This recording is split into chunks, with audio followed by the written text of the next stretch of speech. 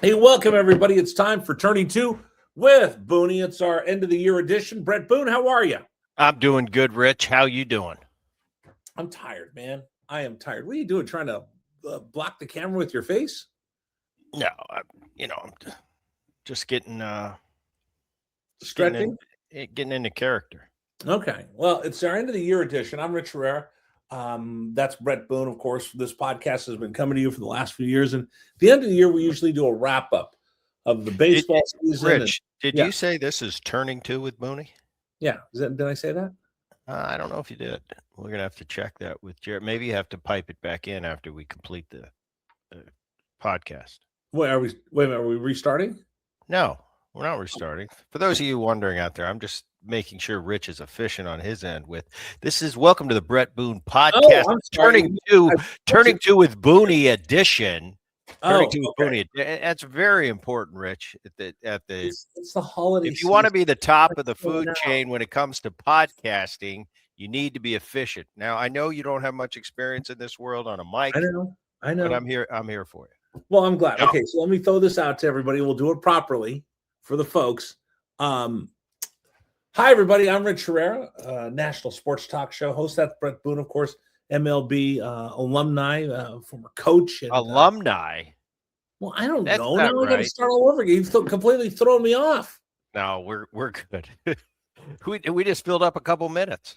Yeah, no, now I'm completely discombobulated for the show. You're befuddled. I am completely befuddled. I am completely befuddled. But let me try again. Hi, everybody. I'm Rich Herrera, the executive producer of the Brett Boone podcast. That, of course, is Brett Boone. It's Turning Two with Booney, where we turn the tables on Brett Boone. Listen, Brett, we all need to have our own spring training. We haven't done this in a while. That is professional. I would give you that. Yeah. That's a professional way of Okay, good. Anyway, Merry Christmas. Happy New Year to all. Thanks so much for joining us. Brett, wow, let's talk about your year. It's been quite a year, right?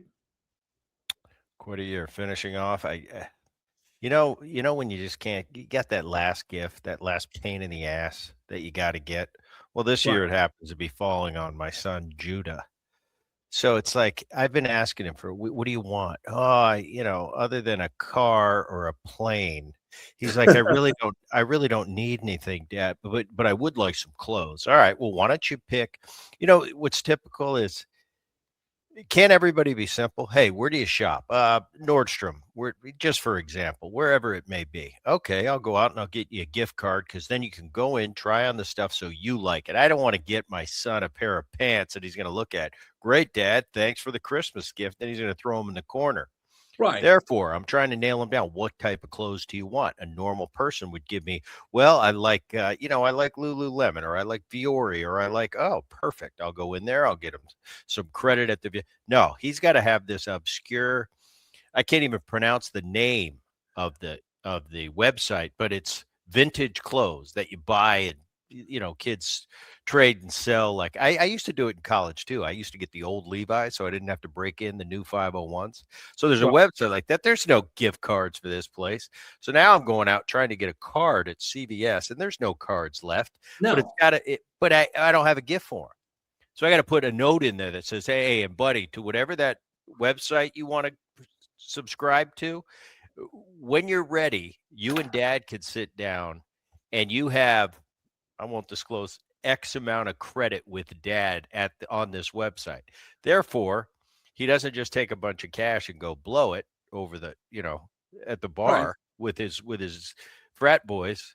He has to physically sit down and get the clothes in front of me, which will annoy him to death. But if you want to play this long game with me on the Christmas gifts, and you can't be, 2 days ago he's like, Dad, I don't know what I want. Well, now we've run out of. You Right, you can't know what I want. You can't get the Amazon now. It's too late, right? Right, but if you, so I went out today. I'm at UTC Mall.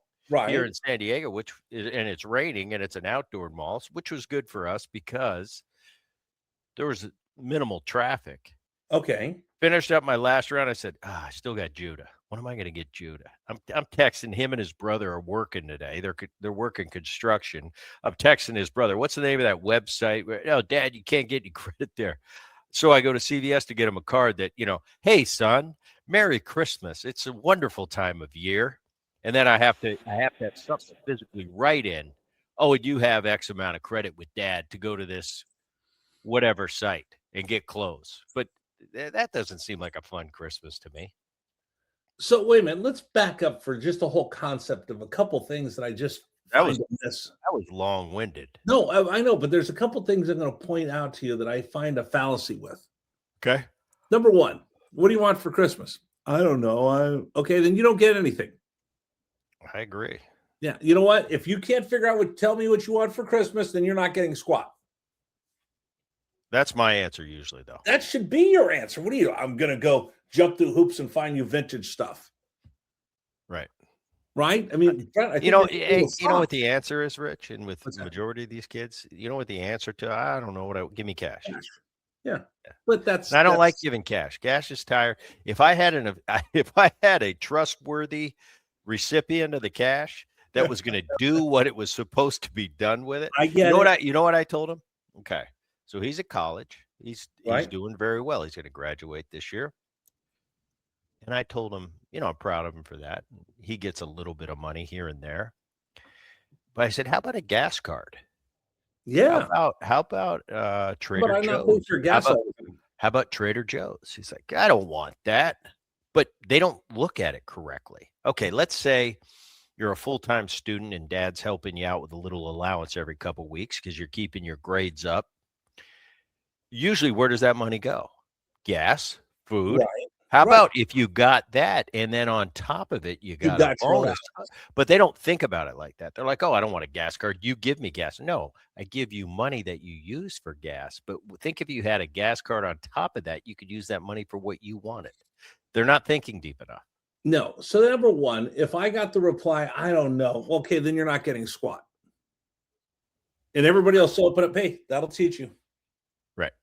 Okay. Number two is, what's this? I want vintage stuff. You want vintage stuff? Go in my closet, pick out a shirt.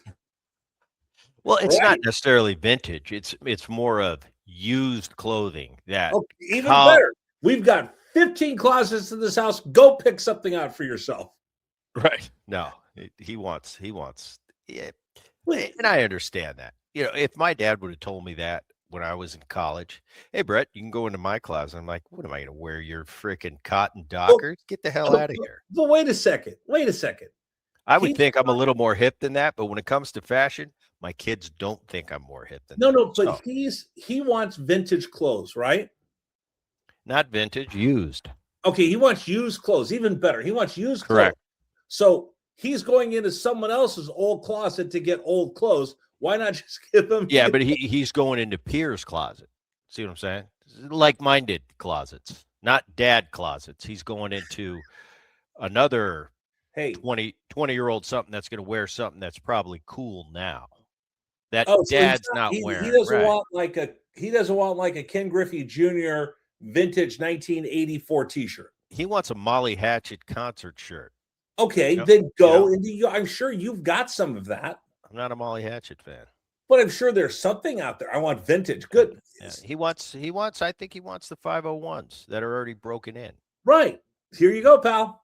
I don't have those. How's he going to fit in mine? That'd be like me fitting in your clothes, Rich. Come on. Okay, well then here's a T-shirt, pal. I'm sure you've got old T-shirts that are. We'll get it handled. That was just me telling you a quick story from today. Hey, listen, Jake, give your brother one of your old T-shirts. There you go, pal. Merry Christmas, big guy. Jake actually told me that too. Jake left a bunches because Jake's kind of the fashion guy of all the kids. I mean, he's the best. Always dialed in the Viore. He's always head to toe. Like he told me the other day, we're getting ready to go to church, and he looks at me and I look nice. I had a pair of golf shorts on. I had a nice, crisp golf shirt on. And Jake, we're talking about dressing, and he goes like that, like, look at your shirt. I said, it's a nice shirt. He goes, it is a nice shirt. He goes, but you notice how like you have two buttons undone and it's kind of just the collar's flare. And he said, that doesn't bother you at all. I said, no, absolutely not. I said, now, if I'm going to be on TV, I'm going to do something. I'm going to have a crisp shirt. It's going to be buttoned correctly, whatever attire, is appropriate for the simulcast. I'm going to be dressed for. He goes, I know that. He goes, I'm just talking about walking around life. He goes, it wouldn't bother you one bit today if you spilled coffee on the lapel of your shirt. I said, well, I said, I wouldn't prefer that. He goes, but it wouldn't bother you. You wouldn't have to rush home and change. I said, absolutely not. He goes, do you know what happens if I would have a spot on my shirt? I would be rushing into the house to change my shirt. That's why he's the golden one. But that's why he's Bob Boone. It's funny. Yeah, that Bob Boone wouldn't do that. He didn't care. He didn't care. He didn't care. So again, I go back to, hey, my wife is more like Bob Boone. Krista's like Bob Boone. In what manner? I don't know. It just his mannerisms. They're kind of they get similar into, the old. And I always tell this is my explanation of my dad in a nutshell. And I think I've shared it here before. It's like Bob Boone from a character perspective. He runs a yellow light and will turn himself in. That's Bob Boone. Right. So I think that's the simplest way of explaining. Oh no, my wife's similar to that, Chris is similar to the point of right nerdiness to the point of, come on, earnest. They're earnest. Yeah. No, these are all obviously. I say it kiddingly. These are all positive qualities.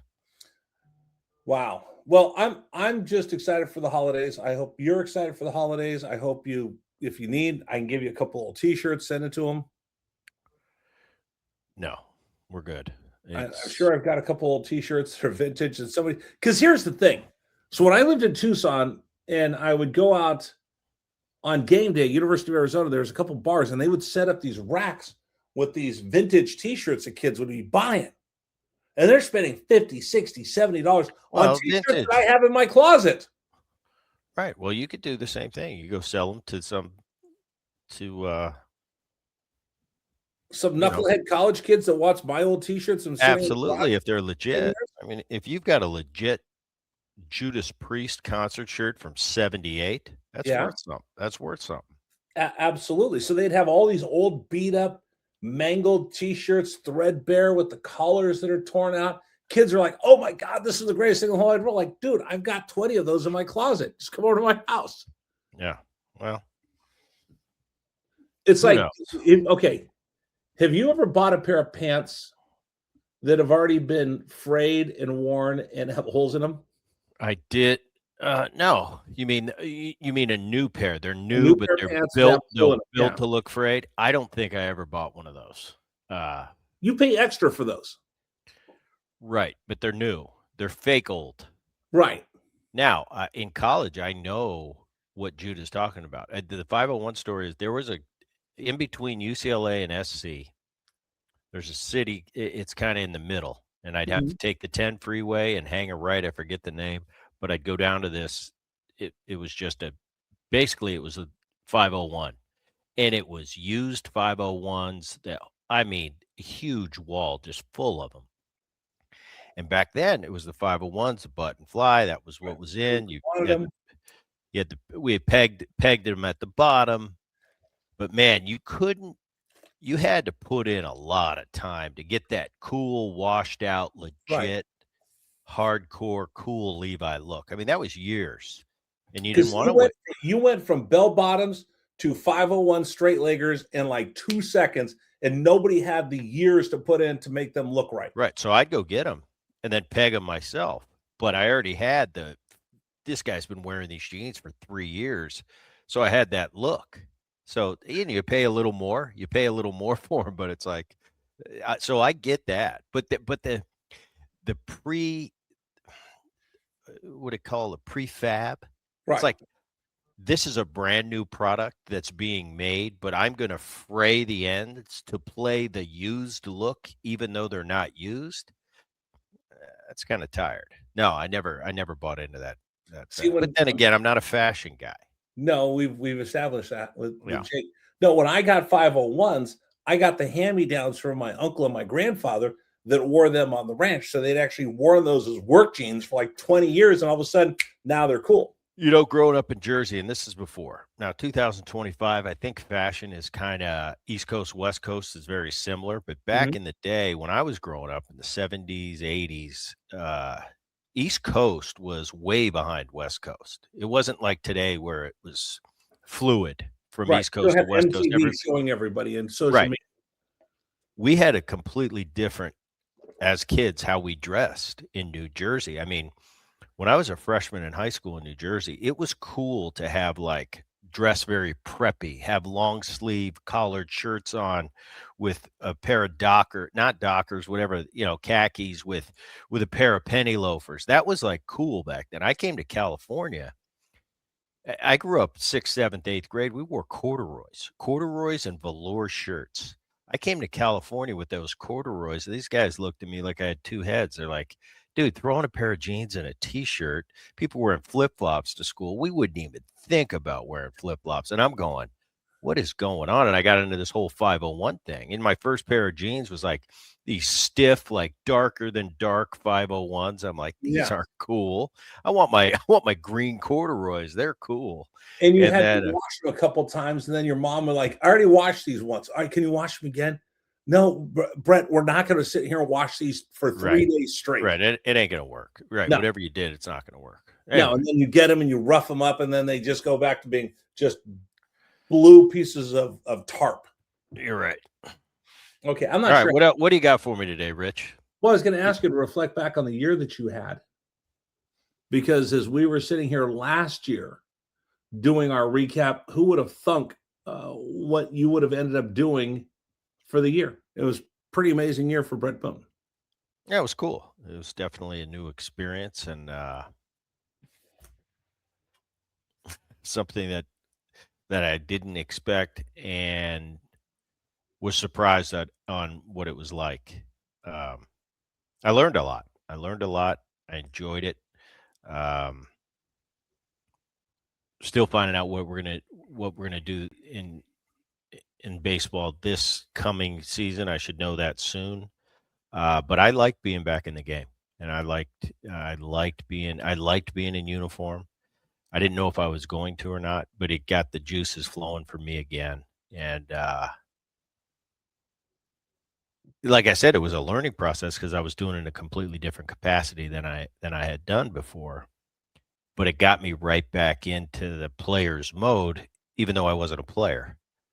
So I liked it, and you explain it sometimes as it was just misery that you love, if that makes sense. It's like I can't believe how many times I'd be sitting on my couch after a game or a long homestand and be like, oh, I just want to sit in this room for a while by myself, detox, and then so it's like misery that it's kind of born into you. That's the life of an athlete. That's the life of a hitter. It's like, but the payday's a little different. When Right. you're playing and when you're playing well, the reward I think is, I don't know if it's higher than being a coach, but Well, let me ask there's you. a lot of misery. I think about some of the years, and when you're not hitting, it's like, oh, the agony you go through in your brain at night going to sleep is what is wrong with my swing, but that's what you're born to do, and it's like, and then the success, it just makes it that much uh more fulfilling. So similar in coaching. It's like Did it's a different um reward, winning versus losing. But I think when push comes to shove, winning in a coach's capacity, I think in some ways probably is as rewarding as the player side. You never think anything can replace what you did as a player, but I think it possibly could. And I go back on just friends of mine. My dad, when the Nationals, when he was in the front office with the Nationals and they won in 2019, I remember he got emotional and how rewarding it was for him. And it was kind of like, man, I poured everything I've had into this organization for the last 12 years, and this is the reward. And he's like, I said, well, compare that to 1980 winning the World Series. He says, well, I don't think you can ever replace what it's like as a player. He said, but man, this is pretty darn rewarding. We had Walt Weiss on the podcast last week. He said similar things. He said, Booney, he said, he won in 1989 with the Oakland A's as a player. And I think they won was it 21 the Braves won? right? And he said, and I could, after going through this year coaching, I could completely get on board with what he was saying. He said, when we won the World Series, he said, after the World Series was done and we got our trophy, he's like, it was like impossible what we did. It's like the most impossible thing to do is win a World Series. He said, as a player, it was a tough trek and it was a big hill to climb. He said, but it was doable. He said, as a coach, when you kind of don't have that any real say once that game starts. He said, it's virtually impossible to win. And he said, but obviously it's not because somebody's got to win. But he said it was equally rewarding as being a player. Can you compare it to being a father or watching your daughter get married? That it's not quite you getting married, but boy, it's something pretty spectacular watching somebody achieve something like that. Absolutely, it's the same. It's the same. I think the to compare it to children, I think is accurate. Your Right. kids, Because watching them succeed, watching them fail, watching them happy, watching them sad, watching just the up and downs of life. I think it's very similar to being on a coaching staff with all your kids, watching all the range of emotions that you do raising kids.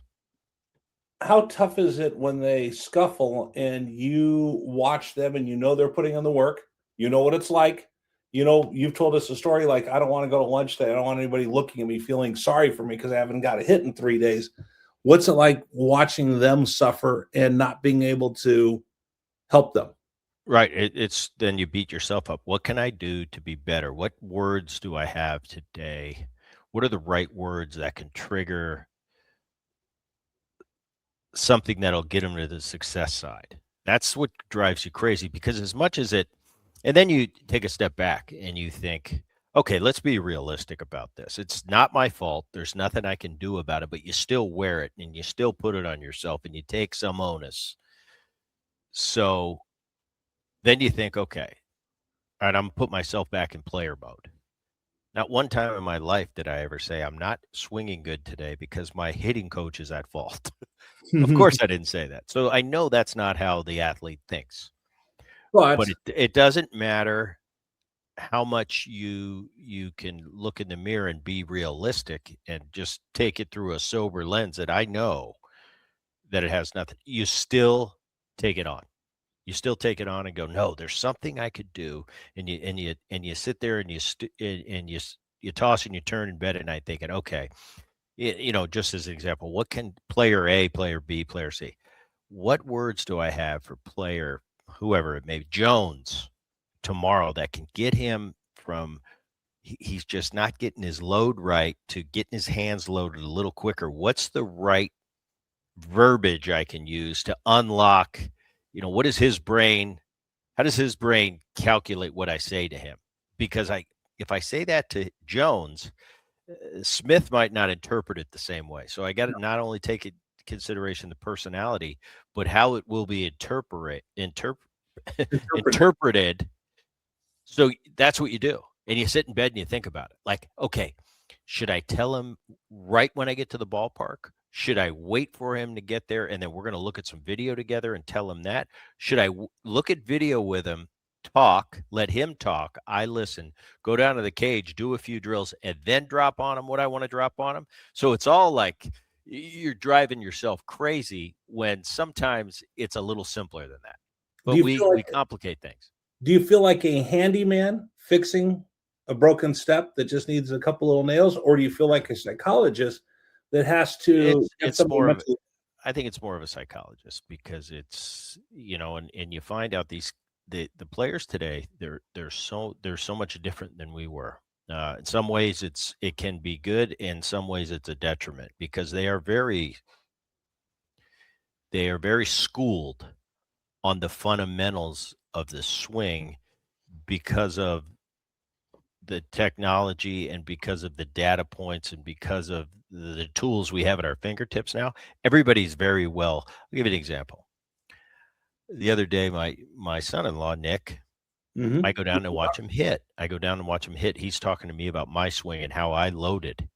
And I explained it to him. I said, I understand what you're going to say. I'm going to tell you what I thought. And you're going to go, well, you didn't do that because these guys are they study the swing, not like we did. We more of this is a feeling, and when I do this, my body goes into the right position. But these guys are no, you've got. And I said that's it's great that you're that knowledgeable, but at the same time, it's a detriment to you because you think too much about the mechanics of and then Nick will laugh and go, "You're right." Yeah, keep it simple. And I mean, go back, Brett. Hold on a second. Go back. You were with Tony Gwynn, right? You played with Tony Gwynn. so why is that? Why am No, I no, a Tony Gwynn? no. You played with Tony Gwynn. You remember Tony was so beyond his years with the video, Yeah, right? He had his own little video. He had his own little VCR, I don't think. Yeah, he was, right? but a lot of us were very get our hands on everything we could get our hands on. Yeah, Right. Now, Tony went above and beyond because he brought his own equipment. yeah, he had his own little Yeah, Betamax almost there that he right. carried. Now, I wouldn't go that far, but whatever footage I could get from any camera that was anywhere around, we found that. So video was very helpful to us. And not necessarily the video always for the mechanics of your swing, but for watching your opponent, watching what your opponent's doing, what the starting pitcher's doing, what's he done recently. I know what he normally does. I know last year when I faced him, what he was doing, what his go-to was. What's he doing now? What's he doing 2 weeks ago? What's he doing his last start? So that was always something that we wanted to get our hands on. But it's still, and I wear this out. It's not about at the end of the day. It's not about mechanics. It's about competing at 7 o'clock at night. 7 o'clock being game time. That's what sports at the highest level is about. Prepare in the off season, maintenance during the season, and prepare to compete at 7 o'clock. That's what playing at the highest level is all about. Okay, so what is 6:55 like for Bret Boone for a 7:05 first pitch? Now that you got a coach, are you nervous? Are you tight? Are you thinking? Now you want me the coaching? Yeah. Oh, 6:55. I'm excited that I get to leave the cage. I've been there for on and off for 5 hours. Now it's starting to, it was day to day. It's like, and we talked to the other coaches, other hitting coaches, and I talked to them. I said that was a pretty good day for us today. Jones and Smith, and they're all kind of on point. There was a good atmosphere in that cage today.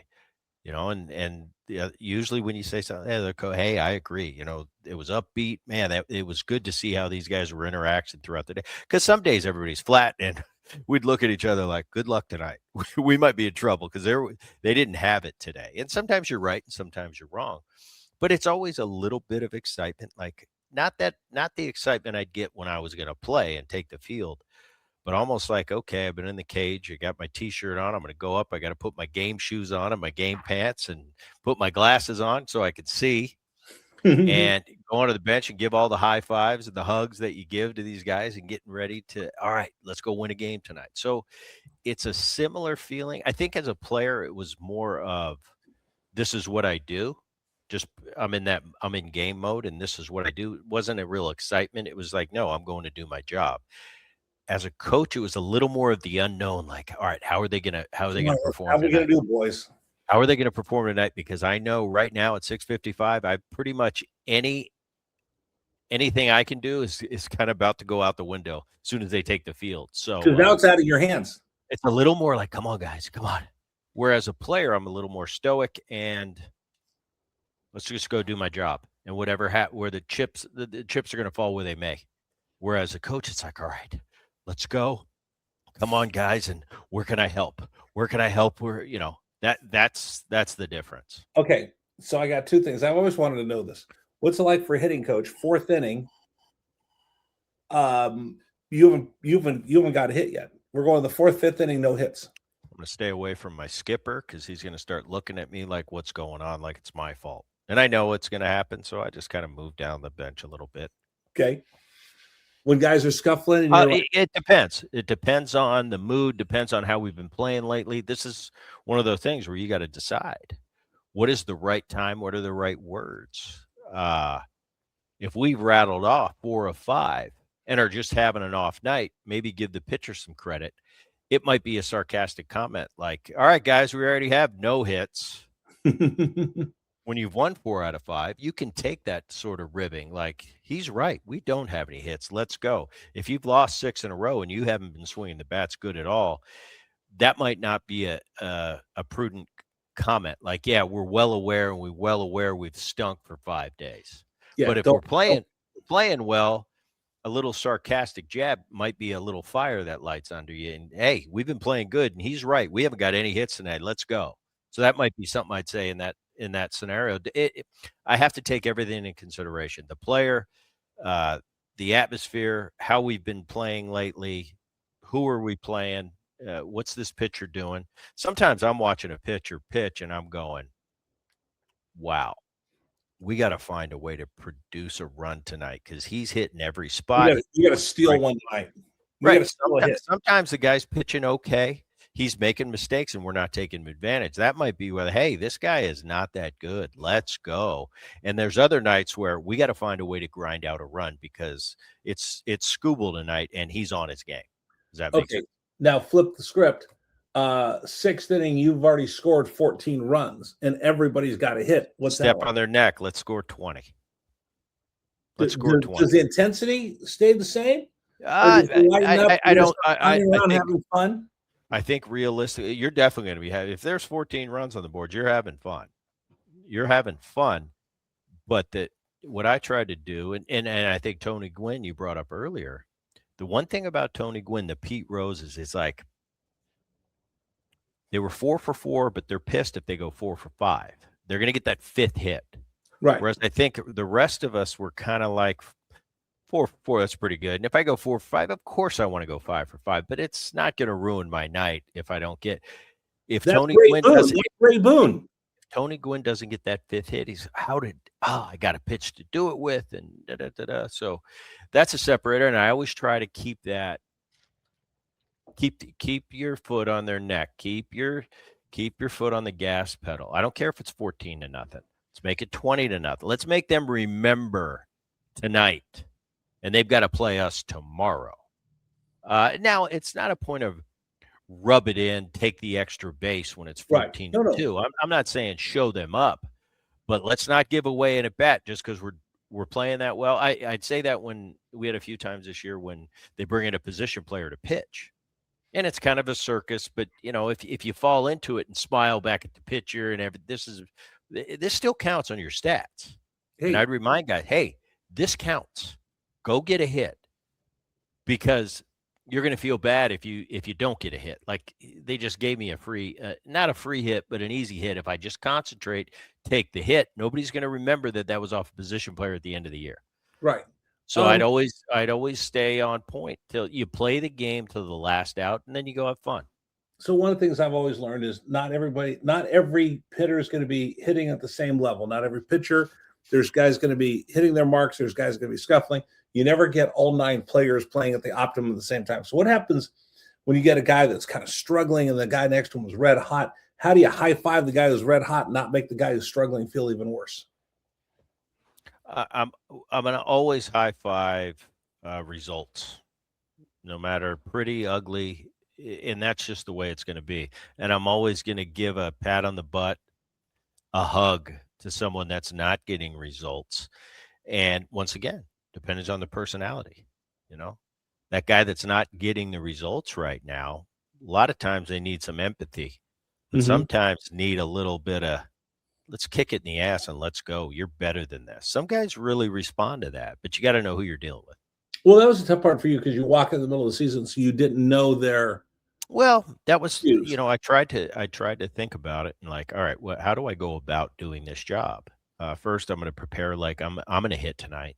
And secondly, the most important part is to listen right now and to get these guys, get to know these guys as men, not hitters. And of course, that's going to come. The hitting part's going to come with getting to know you as a person. So that was the first thing I want to do is develop relationships and friendships with these guys that I'm going to be living with, pretty much 24 hours a day. So I did that a lot at the beginning. It was just learning them, learning their personalities, and things they like, things they don't like, and then the swing came with that, and then it kind of just ebb and flows. And once you get a month, 2 months in, it's kind of just naturally flows into stuff like that. Once you get to know their personalities, what makes them tick, uh, like I said, things you talk, and I'm sure everybody out there listening to this, you have buddies or family members that you can be sarcastic with, and they'll give it back to you. And then there's guys that are a little more, uh, they're a little more, what's the word I'm looking for? Sensitive. They're a little more sensitive, and you might not use that with this particular family member, this particular friends, because they might not take it the same way. So Right. that's all coaching is. That's all managing is. That's all running an organization is managing people and personalities. But we can tell this to everybody in baseball. Bret Boone loved the opportunity that he had this year, and has that Absolutely, absolutely. wants to be in uniform again. Yes. That's pretty tremendous. That was pretty true. By the way, have we apologized enough to Arnie yet that coaching and managing is a lot different than you thought it was before you Yeah, we before talked you about it. jumped in there? Yeah, because Aaron was very hands-on at the beginning. He's like, "How's it going?" I said, "Well, you didn't tell me it was like this." He's like, "Yeah, you're behind the curtain now. It is different than you thought." I said, "Absolutely." And as far as you saying being back in uni, no, this year I'm probably not going to be back in uniform, But to be but back in the game. right, I'm going to be more in a front office position. So Right. It was pretty cool seeing you back in there. And then the other part is just people like having the first family of baseball. yeah, and that sometimes that's great, and I'll never shy away from that. As I get older, it's like I'm more proud of my family name. Or for years when I was a kid coming up, it's like I got sick of hearing about my dad and my grandpa. And then as you're playing, it's just kind of a part of it, and it's something that it's part of your story, and it's part of the deal. But now as you get older, it's more of a uh, I'm really proud of what everybody's done, and from grandpa to dad to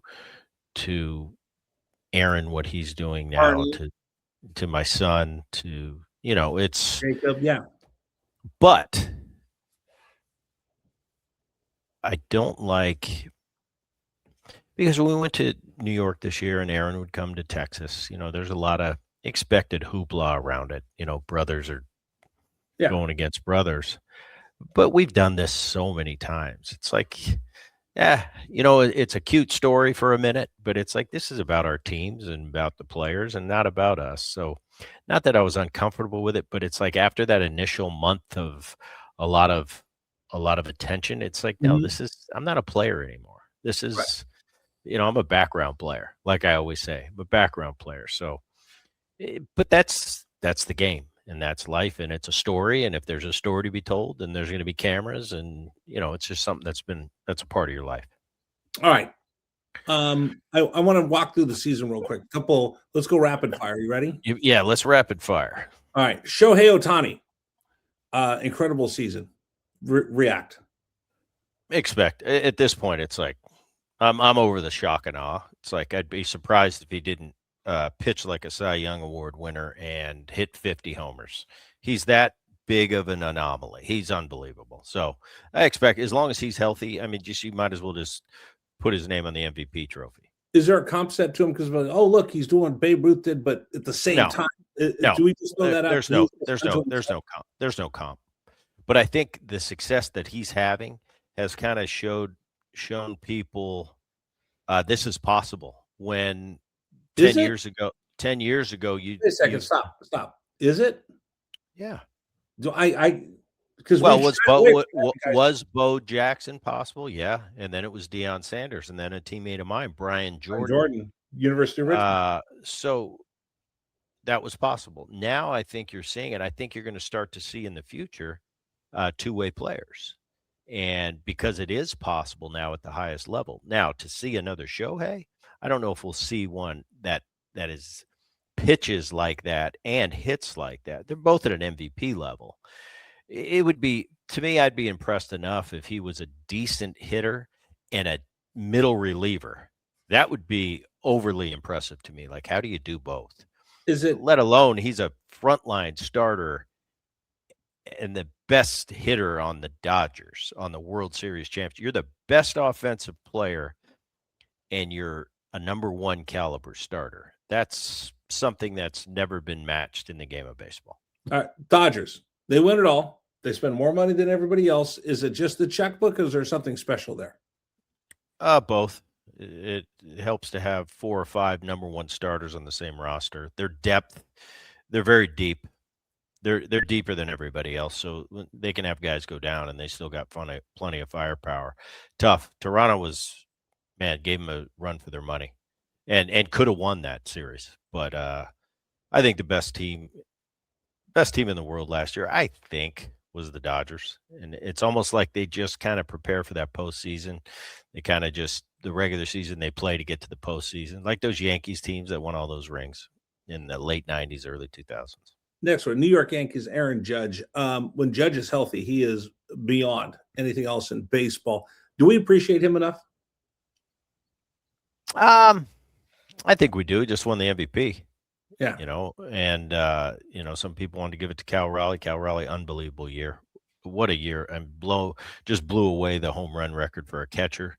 I think what Cal Raleigh brings to that Seattle Mariner team, he's kind of the man on that team. You could tell he's kind of the leader of that team. He handles a pitching staff well. He's a really good defensive catcher. And then to hit 60 homers, pretty remarkable. Obviously, right up there with one of the greatest catching seasons in the history of the game. But the fact that Aaron Judge won just tells you how good Aaron Judge is and how special he is. I think at this rate, Aaron Judge is going to go down as one of the greatest players ever. I mean, he's that good. So I don't think we underappreciate him. I think he's clear and away the best position player in baseball, but for sure the best offensive player in baseball. And that's with some great players out there. We're just coming off Shohei Ohtani, who hits 50-plus homers.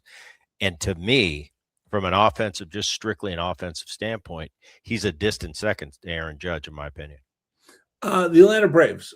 Braves fans always have these expectations. They go back to Bobby Cox. Walt Weiss is going to take over. What should they expect? Should they just take it for granted? You're always going to go to the playoffs. You're always going to get deep into the playoffs. Or do the Braves fans need to understand this game is tough? Well, I think that the 90s Braves, where they won every year, and you had the Maddox, Smoltz, Glavine, and Chipper Jones, and then Andrew Jones were kind of staples in that lineup for the 90s. Then you went through, 10 or 15 years of good team, bad team. And then, the Snitker time around 18, they kind of got back into that Bobby Cox era of the 90s where, hey, we're going to win every year. And I think they went to the playoffs 7 years in a row until last year was the first time in almost a decade they haven't made it to the postseason. So it's kind of been almost like a Yankee thing. The Yankees, hey, you go to the playoffs every year. The Yankees might even more so because they expect you to win the World Series, which makes New York fans crazy because it's not 1956 and you can't win the World Series every year. But from a player's perspective, I love fans having those expectations, even though they are lofty and unrealistic. I would love to play in a city where they had unrealistic expectations in a positive way for me as a player. So I think that's what you have there. I think the expectations in Atlanta are a little more tempered from the fans. We expect to be in a position to go deep in the postseason and potentially win a World Series every year. And I think, with the exception of last year, which was kind of an anomaly, it was the first time they hadn't made the playoffs in close to a decade. So I think you have a great culture there. I think with Walt taking over, I think you're going to have a great guy at the helm and a great organization. So I expect Atlanta to be one of those teams where, no, it's not whether we're going to the playoffs or not. That's a foregone conclusion. It's how deep we go in the playoffs. Okay, last question.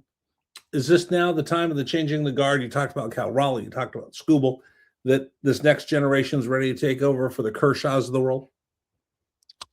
Oh, yeah, I think so. The Skubals, the Paul Skeens. Right. Raleigh, you've got a lot of great players out there. Yeah, I think so. I think Kershaw, he's retiring. The Verlanders of the world. trying to think of some other guys that are having Hall of Fame careers that are about to kind of, this is it for them. But we have a whole Max Scherzer. Max Right. Scherzer is kind of at the end of his run, and he's going to be probably a first ballot Hall of Famer. So yeah, I think it comes a time and a point where stuff like that does happen. Is the game in good hands with this new group of players? Well, I think right now the two focal points and the Mount Rushmore of Major League Baseball right now sits in the hands of a Scooble, Paul Skeens on the pitching side, and it's pretty easy on the offensive side. I think it's Aaron Judge and it's Shohei Ohtani. Shohei Ohtani maybe being the face just because he does it all and he incorporates everything. But offensively, it's Shohei and Aaron Judge, and then pitching side, Paul Skeens, Tarek Skubal, and then Ohtani being a freak, so he represents everything. All right, reflect back. Just it's the holiday season. We always talk about what we're grateful for, what we're celebrating this Christmas. Give me your Christmas wishes for everybody.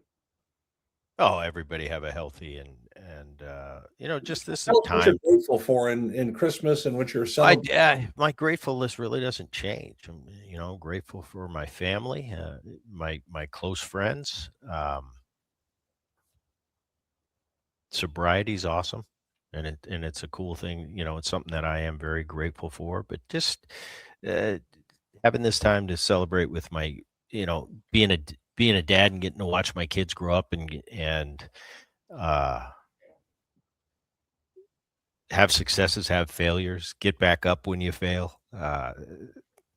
Can be frustrating at times, but at the same time, it's very rewarding. So just this time together with them every year, because you realize it's not there forever, and having your family with you is a special thing because, kids especially, they get older and they move away, and you find that everybody can't be together all the time. It's like, well, why don't you just go on a trip? Well, I've got some of the kids are in college, some of the kids are working.